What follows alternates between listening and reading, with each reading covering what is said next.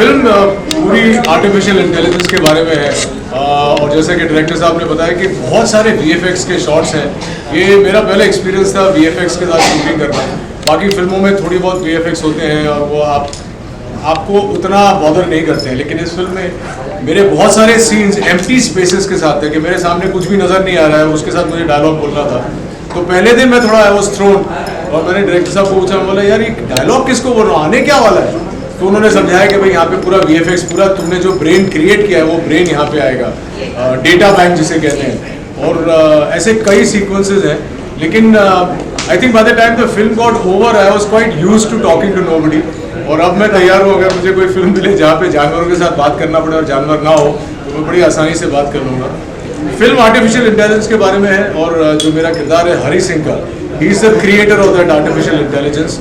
अक्सर होता है कि हमारे कोई प्रिय, हमारे मित्र, हमारे परिवार वाले कोई अगर हमें छोड़ के चले जाते हैं तो बहुत दुख होता है और उनकी याद में हम तस्वीर लगा लेते हैं या वीडियो पे उनके पुराने वीडियोस देख लेते हैं फ़ोन पे। इस ऐप के द्वारा आप एक्चुअली उस इंसान को रिक्रिएट कर सकते हैं और वो ज़िंदगी भर ज़िंदगी आपके बगल में रहेगा, उसी तरह उठते बैठते रहेंगे आपके साथ, उसी तरह बात करते रहेंगे जैसे पहले करते थे। बस यही है कि आप उसे छू नहीं सकते क्योंकि वो है नहीं। तो एक अपैरिशन कह सकते हैं या एक छाया छवि कह सकते हैं। और इस ऐप को यूज़ करके वो बिल्कुल हूबहू वैसा ही होगा इंसान जैसा पहले था। अब क्वेश्चन इज कि ये ऐप अगर किसी गलत इंसान के हाथ में पड़ जाए तो आयरा जैसी फिल्म बनती है। कि हरी सिंह के साथ जो हो रहा है वो क्या हो रहा है, हरी सिंह ने ये बना तो दिया लेकिन ये किसके हाथ में है जो ये सब कुछ कंट्रोल कर रहा है। और यही पिक्चर का निचोड़ है। मैं चाहूँगा कि आप लोग जब फिल्म देखें तो आखिरी शॉट तक अपनी सीट से न उठें क्योंकि इस पिक्चर का निचोड़ आखिरी 5 मिनट में है। अब इतना बड़ा हिंट दे दिया तो आप लोग क्लाइमैक्स ज़रूर देखिएगा। ये क्लाइमैक्स के बारे में भी एक कहानी आपसे शेयर करता हूँ। जब मैं पहली बार शूटिंग करने सेट पे पहुँचा तो मैं सैम को उससे पहले एक ही बार मिला था, DOP वगैरह को पहली बार मिल रहा था। शूटिंग करते करते सडनली एक दिन जो मेरे डायरेक्टर है सैम मेरे पास आए, बोले मुझे एक बहुत अजीब सा आइडिया आया है, मैं शेयर करूं क्या? सर हाँ शेयर करिए। बोले मैं सोच रहा हूँ पिक्चर का एंड चेंज करूं। अच्छा, अक्सर एक्टर थोड़ा सा नाराज हो जाता है यार, पूरी स्क्रिप्ट पढ़ के हाँ बोल के हम लोग वहाँ तक जा रहे हैं तो जो पूरी जर्नी है किरदार की वो उस तरफ जा रही है, तुम क्या चेंज करना चाह रहे हो?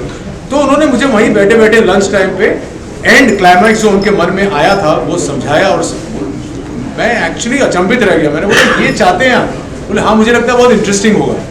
और हम लोग फिर वो क्लाइमैक्स लास्ट डे पे शूट किया और उन्होंने वो क्लाइमैक्स पूरा चेंज कर दिया। मुझे लगता है कि जब आप पिक्चर देखेंगे तो आपको एक झटका लगेगा कि अरे पिक्चर ये थी।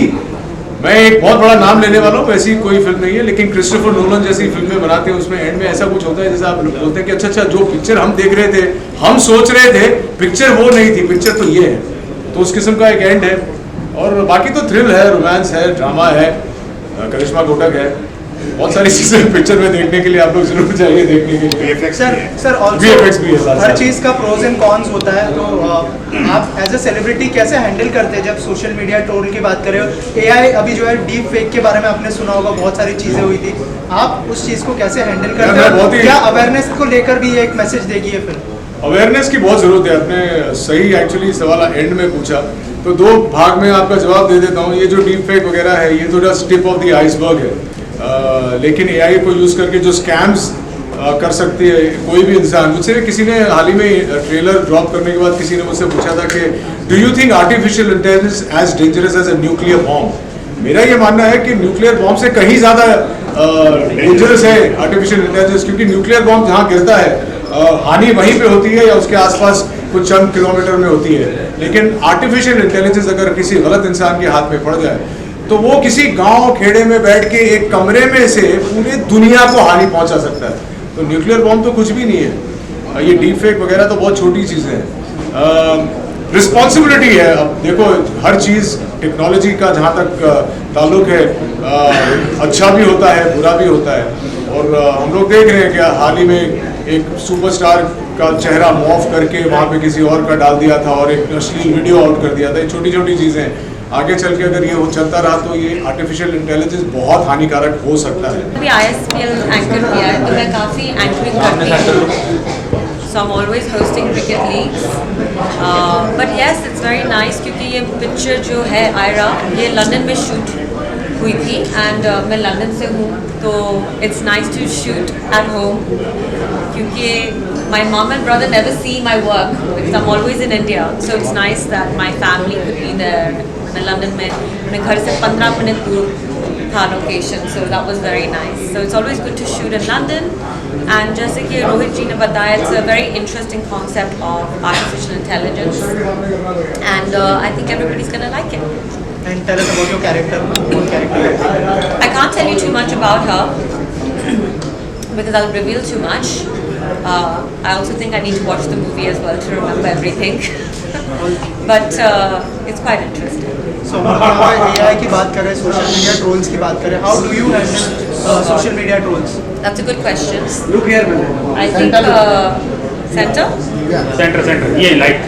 I think people trolling is awful. I think it's really mean. काफ़ी चीज़ें जो लोग लिखते हैं, it's not nice, but I just delete it. I ignore it. And what else can you do? Also, film is releasing on 4th of March. What message you would like to convey to audience? So no trolling. Everybody has to be nice to everyone. I think social media, artificial intelligence, all of these things are good if it's used in a healthy way and a constructive way. So I hope everyone likes the movie and no trolling. Tell us about your preparation for your character. Actually, she's quite similar to me क्योंकि वो लड़की भी London से है तो she also has an accent, so all of that worked. But I worked a lot with Sam and Rohit, and together we made it happen. How was your experience working with Rohit and the team? Fun. It was really, really fun working with everybody. जैसे कि मैंने कहा, not only is it an interesting concept, it's nice to shoot in London. It was nice for me to shoot there. So overall, it was good. And as an actor, क्या सीखा? कैसा experience? As an actor, ये actually मेरी पहली Hindi film है. So hi to everybody and Bollywood industry. तो basically जैसे मैंने बोला कि ये फिल्म बहुत अलग है, तो इसमें जिस तरीके से शूट किया गया है वो भी बहुत अलग है. ये नॉर्मल जैसे हर सीन आप किसी को एक्टर के साथ खड़े होके डायलॉग्स बोल के इंटरेक्ट करते हो वैसा वाला नहीं था. बहुत सारी चीज़ें ऑनलाइन थी, वीडियो कॉल्स और ऑडियो कॉल्स और